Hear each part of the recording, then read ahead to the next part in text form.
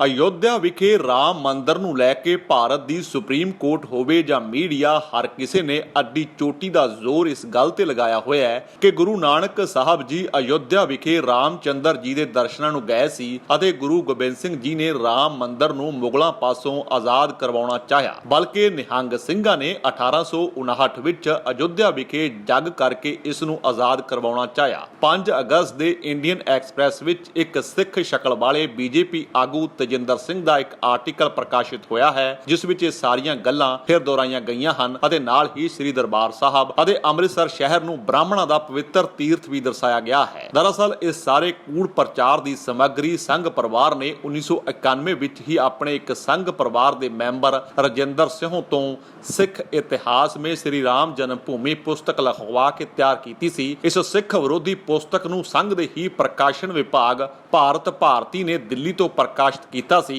इस कूड़ प्रचार का मकसद राम मंदिर विच गुरु साहिबान जी की शरधा प्रगट करवाउणा अते सिखां नूं हिंदू साबित करना अते दूजे पासे मुसलमानां नूं सिखां दे खिलाफ एक हथियार वांग वरतना ही इसका मकसद है। इस सिख सिद्धांत विरोधी प्रचार का आधार उन्हां पुस्तकां नूं बनाया गया जिन्हां विच ब्राह्मणवादी सोच ही प्रचारी गई है ਅਤੇ ਇਹ ਪੁਸਤਕਾਂ ਸ਼ੁਰੂ ਤੋਂ ਹੀ ਵਿਵਾਦ ਦੇ ਘੇਰੇ ਵਿੱਚ ਰਹੀਆਂ ਹਨ। ਪਰ ਕਿਤਨੀ ਅਜੀਬ ਗੱਲ ਹੈ ਕਿ ਸਾਡੇ ਕੋਲੋਂ ਸਭ ਤੋਂ ਭਰੋਸੇਯੋਗ ਗ੍ਰੰਥ ਗੁਰੂ ਸਾਹਿਬਾਨ ਜੀ ਦੀ ਤੁਰਕੀ ਬਾਣੀ ਧੰਨ ਸਾਹਿਬ ਸ੍ਰੀ ਗੁਰੂ ਗ੍ਰੰਥ ਸਾਹਿਬ ਜੀ ਹਨ। 10 ਗੁਰੂ ਸਾਹਿਬਾਨ ਜੀ ਦੀ ਆਤਮਿਕ ਜੋਤ ਗੁਰੂ ਗ੍ਰੰਥ ਸਾਹਿਬ ਜੀ ਸਾਡੇ ਗੁਰੂ ਹਨ। ਜੇ ਕੋਈ ਗੱਲ ਕਰਨੀ ਹੀ ਹੈ ਤਾਂ ਗੁਰੂ ਗ੍ਰੰਥ ਸਾਹਿਬ ਜੀ ਤੋਂ ਪੁੱਛੇ ਬਿਨਾ ਨਹੀਂ ਹੋ ਸਕਦੀ। ਆਓ ਗੁਰੂ ਨਾਨਕ ਸਾਹਿਬ ਜੀ ਤੋਂ ਪੁੱਛੀਏ ਕਿ ਰਾਮਚੰਦਰ ਜੀ ਬਾਰੇ ਆਪ ਜੀ ਦੇ ਕੀ ਵਿਚਾਰ ਹਨ। ਤਾਂ ਗੁਰੂ ਨਾਨਕ ਸਾਹਿਬ ਫਰਮਾਉਂਦੇ ਹਨ, ਰਾਮ ਝੁਰੈ दल मेल वै अंतर बल अधिकार बंतर की सेना सेवियै मंतन जुज अपार सीता लै गया तहसिरो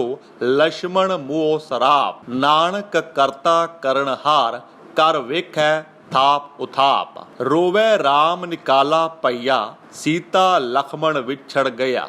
ਜਿਹੜਾ ਵਕਤ ਦੇ ਹਾਲਾਤਾਂ ਨੂੰ ਵੇਖ ਕੇ ਰੋਣ ਲੱਗ ਪਵੇ ਉਹ ਸਾਡਾ ਭਗਵਾਨ ਕਿਵੇਂ ਹੋ ਸਕਦਾ ਹੈ। ਗੁਰੂ ਗ੍ਰੰਥ ਸਾਹਿਬ ਜੀ ਮਹਾਰਾਜ ਇੱਕ ਜਗ੍ਹਾ ਤੇ ਫਰਮਾਉਂਦੇ ਹਨ, ਪਾਂਡੇ ਤੁਮਰਾ ਰਾਮਚੰਦ ਸੋ ਵੀ ਆਵਤ ਦੇਖਿਆ ਥਾ ਰਾਵਣ ਸੇਤੀ ਸਰਬਰ ਹੋਈ ਘਰ ਕੀ ਜੋਏ ਗਵਾਈ ਥੀ। ਗੁਰੂ ਤੇਗ ਬਹਾਦਰ ਸਾਹਿਬ ਜੀ ਤਾਂ ਸਮਝਾਉਂਦੇ ਹਨ, ਰਾਮ ਗਇਓ ਰਾਵਣ ਗਇਓ ਜਾਂ ਕੋ ਬਹੁ ਪਰਿਵਾਰ ਕਹੋ ਨਾਨਕ ਥਿਰ ਕੁਛ ਨਹੀਂ ਸੁਪਨੇ ਜਉ ਸੰਸਾਰ। ਧੰਨ ਸਾਹਿਬ ਸ੍ਰੀ ਗੁਰੂ ਗ੍ਰੰਥ ਸਾਹਿਬ ਜੀ ਦੀ ਬਾਣੀ ਤਾਂ ਰਾਮਚੰਦਰ ਜੀ ਨੂੰ ਭਗਵਾਨ ਦਾ ਦਰਜਾ ਨਹੀਂ ਦਿੰਦੀ, ਬਲਕਿ ਰਾਮਚੰਦਰ ਜੀ ਦੀ ਪੂਜਾ ਅਰਚਨਾ ਕਰਨ ਤੋਂ ਵੀ ਵਰਜਦੀ ਹੈ। ਇਸੇ ਪ੍ਰਕਾਰ ਗੁਰੂ ਨਾਨਕ ਸਾਹਿਬ ਜਦ ਸੱਚ ਦੇ ਪ੍ਰਚਾਰ ਦਾ ਹੋਕਾ ਦੇਣ ਸੰਸਾਰ ਵਿੱਚ ਵਿਚਰੇ ਤਾਂ ਉਹਨਾਂ ਨੇ ਵੇਖਿਆ ਕਿ ਤੀਰਥ ਕਹਾਉਣ ਵਾਲੇ ਥਾਵਾਂ ਤੇ ਲੋਕਾਂ ਦੀ ਭੀੜ ਇਕੱਠੀ ਹੁੰਦੀ ਰਹਿੰਦੀ ਹੈ। ਸੋ ਬਹੁਤ ਸਾਰੀ ਲੋਕਾਈ ਤੱਕ ਇੱਕੋ ਸਮੇਂ ਸੱਚ ਦੀ ਵਿਚਾਰ ਪਹੁੰਚਾਉਣ ਦਾ ਇਹ ਸੌਖਾ ਤਰੀਕਾ ਹੈ ਕਿ ਇਹਨਾਂ ਤੀਰਥਾਂ ਤੇ ਹੀ ਲੋਕਾਂ ਨੂੰ ਇਕੱਠ 'ਚ ਮਿਲਿਆ ਜਾਵੇ। ਇਹੋ ਕਾਰਨ ਹੈ ਕਿ ਗੁਰੂ ਨਾਨਕ ਸਾਹਿਬ ਜੀ ਹਰਿਦੁਆਰ ਵਿਖੇ ਲੋਕਾਂ ਦੀ ਭੀੜ ਵਿੱਚ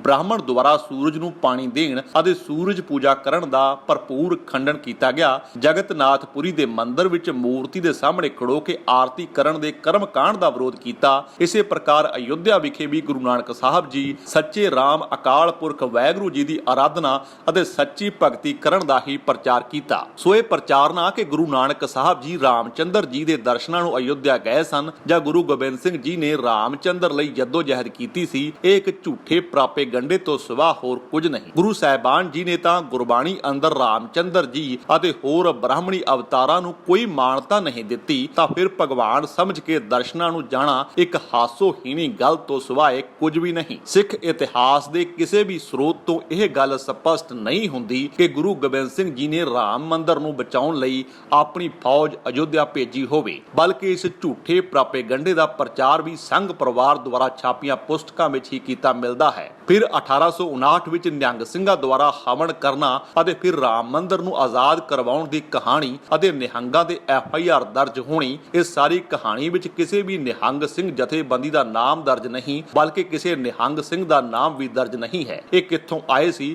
ਇਹਨਾਂ ਨੂੰ ਕਿਸ ਨੇ ਭੇਜਿਆ ਸੀ, ਐਸਾ ਕੋਈ ਵੀ ਰਿਕਾਰਡ ਨਹੀਂ। ਇਹ ਕੇਸ ਆਪਣੇ ਆਪ ਦੇ ਵਿੱਚ ਕਈ ਸਵਾਲ ਪੈਦਾ ਕਰ ਦਿੰਦਾ ਹੈ। ਸ਼ੱਕ ਪੈਦਾ ਹੁੰਦਾ ਹੈ ਕਿ ਸਿੱਖਾਂ ਨੂੰ ਰਾਮ ਮੰਦਰ ਨਾਲ ਜੋੜਨ ਲਈ ਇਸ ਤਰ੍ਹਾਂ ਦੀ ਕਹਾਣੀ ਪ੍ਰੀ ਪਲਾਨਡ ਕੀਤੀ ਗਈ ਕਿਉਂਕਿ ਸੰਘ ਪਰਿਵਾਰ ਦੀ ਇਹ ਭਰਪੂਰ ਕੋਸ਼ਿਸ਼ ਹੈ ਕਿ ਸਿੱਖ ਗੁਰੂ ਸਾਹਿਬਾਨ ਨੂੰ ਹਿੰਦੂ ਅਵਤਾਰਵਾਦ ਦਾ ਉਪਾਸਕ ਸਿੱਧ ਕਰਨ ਲਈ ਹਰ ਸੰਭਵ ਕੋਸ਼ਿਸ਼ ਕੀਤੀ ਜਾਵੇ। ਹੁਣ ਤੇ ਪ੍ਰਧਾਨ ਮੰਤਰੀ ਨਰਿੰਦਰ ਮੋਦੀ ਨੇ ਵੀ ਇਹ ਕਹਿ ਕੇ ਇੱਕ ਨਵਾਂ ਵਿਵਾਦ ਪੈਦਾ ਕਰ ਦਿੱਤਾ ਹੈ ਕਿ ਗੁਰੂ ਗੋਬਿੰਦ ਸਿੰਘ ਜੀ ਨੇ ਵੀ ਰਮਾਇਣ ਲਿਖੀ, ਪਰ ਗੁਰਮਤਿ ਦਾ ਇਹ ਸਪਸ਼ਟ ਨਿਰਣਾ ਹੈ ਕਿ ਬ੍ਰਾਹਮਣ ਨੇ ਬੜੀ ਚਲਾਕੀ ਨਾਲ ਵਕਤ ਦੇ ਰਾਜੇ ਮਹਾਰਾਜਿਆਂ ਨੂੰ ਹੀ ਅਵਤਾਰੀ ਪੁਰਸ਼ ਬਣਾ ਕੇ ਜਨਤਾ ਵਿੱਚ ਪ੍ਰਚਾਰਿਆ, ਜਿਸ ਦੇ ਕਾਰਨ ਜਨਤਾ ਅਵਤਾਰਵਾਦ ਦੀ ਘੁੰਮਣ ਘੇਰੀ ਵਿੱਚ ਪੈ ਕੇ ਜੀਵਨ ਵਿਅਰਥ ਗਵਾ ਬੈਠੀ।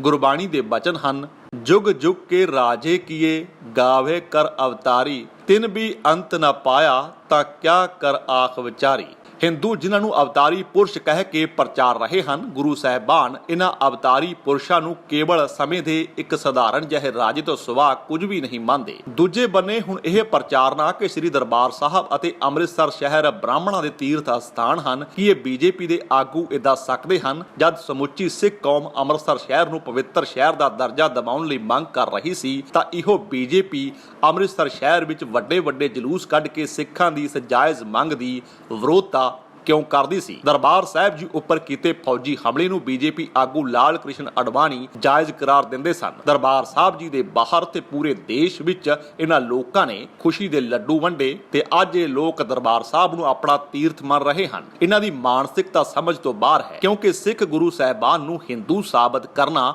ਅਤੇ ਸਿੱਖ ਗੁਰਧਾਮਾਂ ਬਾਰੇ ਕੂੜ ਪ੍ਰਚਾਰ ਕਰਨਾ ਜਿੱਥੇ ਸਮਾਜ ਦੇ ਹਿੰਦੂ ਸਿੱਖ ਭਾਈਚਾਰੇ ਲਈ ਕੋਈ ਚੰਗੀ ਗੱਲ ਨਹੀਂ ਹੋਵੇਗੀ, ਉੱਥੇ ਹੀ ਇਹਨਾਂ ਦਾ ਇਹ ਕੂੜ ਪ੍ਰਚਾਰ ਦੇਸ਼ ਦੀ ਅਮਨ ਸ਼ਾਂਤੀ ਲਈ ਵੀ ਸੰਕਟ ਪੈਦਾ ਕਰ ਸਕਦਾ ਹੈ, ਨਾਲ ਹੀ ਵੱਖਵਾਦੀ ਲਹਿਰ ਨੂੰ ਉਭਾਰਨ ਦਾ ਕਾਰਨ ਵੀ ਬਣ ਸਕਦਾ ਹੈ। ਸੋ ਸ਼੍ਰੋਮਣੀ ਗੁਰਦੁਆਰਾ ਪ੍ਰਬੰਧਕ ਕਮੇਟੀ ਅੰਮ੍ਰਿਤਸਰ ਸ੍ਰੀ ਅਕਾਲ ਤਖਤ ਸਾਹਿਬ ਜੀ ਦੇ ਜਥੇਦਾਰ, ਸਿੱਖ ਜਥੇਬੰਦੀਆਂ, ਵਿਦਵਾਨ ਤੇ ਬੁੱਧੀਜੀਵੀਆਂ ਨੂੰ ਸੁਚੇਤ ਹੋ ਕੇ ਐਸੇ ਬੌਧਿਕ ਹਮਲਿਆਂ ਨੂੰ ਰੋਕਣ ਲਈ ਹੁਣ ਤਤਪਰ ਹੋ ਜਾਣਾ ਚਾਹੀਦਾ ਹੈ। ਦਿੱਲੀ ਤੋਂ ਸਿੱਖ ਨਿਊਜ਼ ਐਕਸਪ੍ਰੈਸ ਲਈ ਇਛਪਾਲ ਸਿੰਘ।